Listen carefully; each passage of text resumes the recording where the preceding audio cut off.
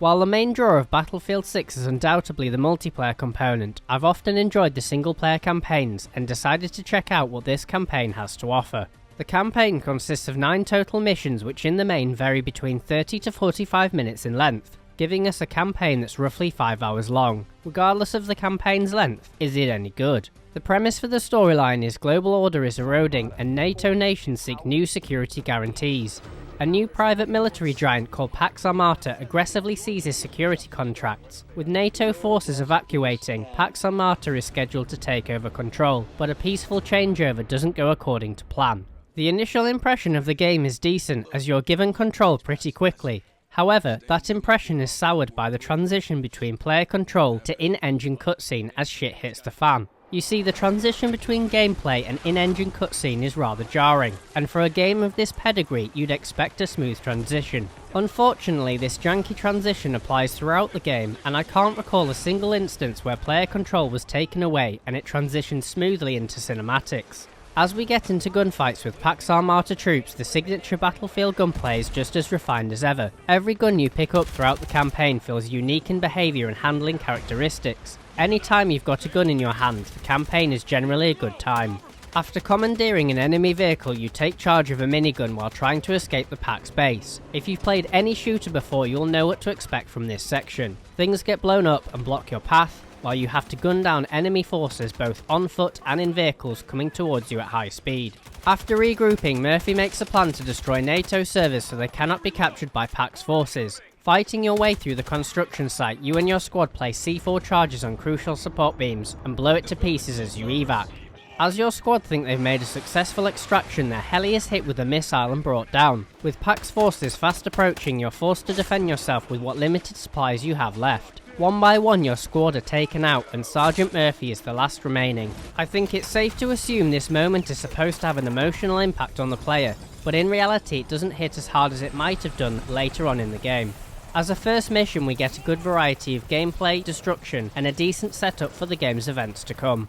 Starting from the second mission and continuing between each of the game's missions, you'll begin to interrogate Operator Mills regarding her involvement with your squad's deployment and her knowledge of Pax Armata. These interrogation scenes are used as primers for the missions to come in the form of very high quality cutscenes. My only criticism is there is lots of colour banding throughout these scenes. In the game's second mission, The Rock, we take the perspective of Simona Spina, codenamed Gecko, who fills the role of scout within your squad. This means she has proficiency in sniper rifles along with the scout ability, which enables you to scan the immediate area and ping targets. This becomes an incredibly useful squad skill throughout the campaign. In addition to Gecko's scout ability, you'll gain access to commands for your squad to throw grenades, destroy a target with an RPG, or drop smoke, which makes it much harder for an enemy to target you. To activate any of these 4 abilities, you bring up a menu that pauses the game in its current state. A bit like the cinematic transitions I talked about earlier in the review, a complete pause seems rather jarring, and perhaps a slow motion would have been better for game flow.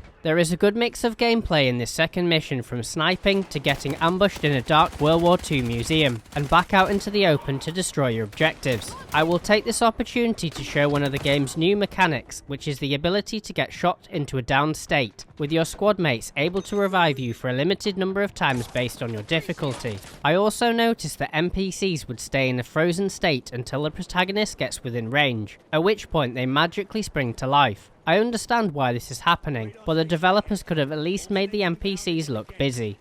In the third mission, Operation Gladius, we take part in a modern D-Day landing as part of a tank squadron, destroying fortified emplacements and defending allied forces en route. It's a pretty linear tank section, but it does the job. Then back on foot, you'll escort a tank through the city streets towards the city hall, which is suspected to be a Pax command center. It's a pretty solid mission all in all, despite its continued linearity, with lots of enemy forces to suppress along the way. You'll get access to different squad abilities during this mission, so it's pretty fun making use out of them.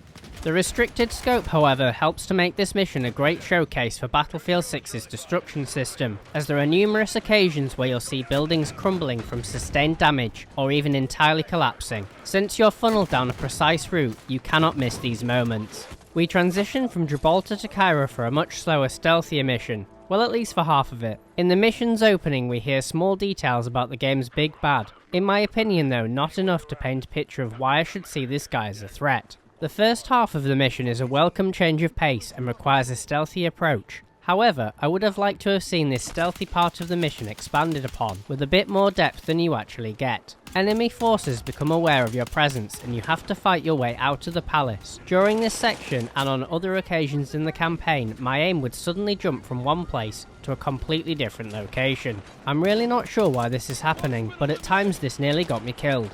As you head to the extraction van, you the player sense something isn't quite right, as it's conveniently placed just that little bit too far away, and your instincts would be correct. It's all just a little bit too predictably set up and obvious. As evac doesn't go according to plan, you're left to fend for yourself until an alternate form of evacuation comes to your aid, which means defending against an ambush of Pax Armata soldiers attacking you from all angles of a market square. As mentioned, the stealthier part of the mission could do with expansion, but the latter part is rather intense and plays out very well. During this section I encountered the only bug in my campaign playtime. Straight after an in-game cinematic, two of my squad mates slid around the floor and appeared to not engage normal AI functionality. One of them reset to normal after a while, but the second proceeded to stand in one spot and get downed. Probably my favourite mission in the game takes us to residential Brooklyn, breaching and clearing townhouses in search of what intel suggests may be a PAX HQ.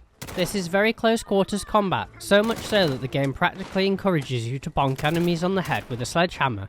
So I did. I enjoyed the close quarters combat very much, and it was a reminder of one of my favourite missions from Modern Warfare 2 called Clean House. We get a little bit more character development from the game's big bad, but again, I found it lacking in meaningful reason to hate this guy.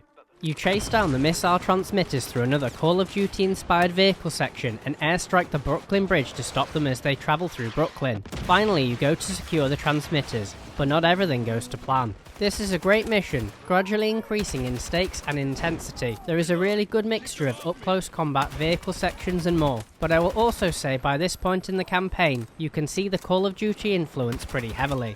Another enjoyable mission up next, revolving around the protection of President Fernandez, who it becomes clear is Pax's real target in Brooklyn. For the majority of the mission you'll be on foot fighting through Pax forces, but with the added threat of drone handlers. Much like the mission prior, there is a short-lived vehicle section that lands your squad in disused train tunnels. I knew the audio design of Battlefield 6 was strong, but this section brought it to the forefront of my mind. There was very little ambient sound coupled with the echo of the train tunnels, which amplifies your awareness of the sounds going on around you. Adding gunfire, squad chatter, and enemy soldiers issuing orders down the train tunnels, and you can begin to appreciate the attention to detail in the soundscape. Unfortunately, a rather enjoyable mission is spoilt by the end of mission events. I don't want to spoil what happens, but let's just say you'd think an experienced soldier would remember to do basic soldier things, but apparently not. Another example of where the story is supposed to have an impact on the player, but instead I found myself rolling my eyes. After what's supposed to be an emotional story beat, we get thrust into a tank mission with a completely different squad and location, without any context at all. The mission itself feels much more like a slog, as you slowly but surely blast 3 rounds into each enemy tank, and push through the first checkpoint. Halfway through the mission, a captain's heli gets shot down with stingers, and suddenly there appears to be a purpose to the mission, as you're tasked with rescuing him before the enemy forces surround him. In all honesty, you could take this mission out of the game and it wouldn't feel any worse for it. It provides little to expand on the game's narrative, and gameplay wise it's more of a slog than it is fun. Back to normal proceedings. Actually no, as we get a completely different style of mission, where you're tasked to take down 3 different data link sites, but unlike the rest of the campaign, you can take them out in any order and in any fashion you wish. Since Pax Forces got to use drones a couple of missions ago, it's about time we got our own back and used some of our own. With your own drone you're able to scout ahead, mark targets, and if you choose, drop bombs on them. It's a nice change of pace and freedom, but seems rather odd at this late stage of the game, especially since the game drops back to linearity soon after.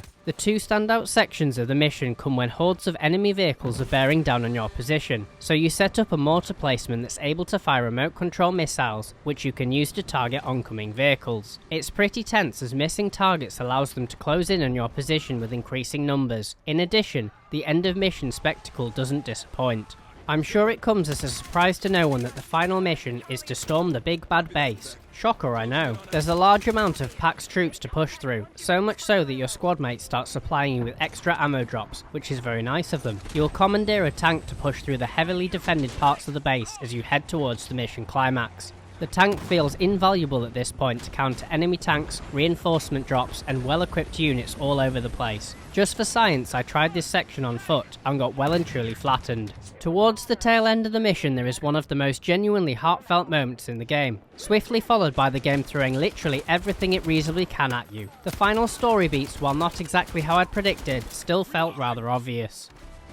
Is the Battlefield 6 campaign any good? Well, it was decent enough that I enjoyed my time playing it, but it's a far cry from the likes of Battlefield 3's campaign, which is a significantly better experience. Much of the campaign is a good advertisement for Battlefield 6's gunplay, audio, and updated destruction systems, but is highly predictable and offers little we haven't seen before. There was clear Call of Duty influences littered throughout the campaign, but it's worth playing if you're after a good shooter experience. Just don't expect too many standout moments. I hope you found this review informative, and thank you for watching.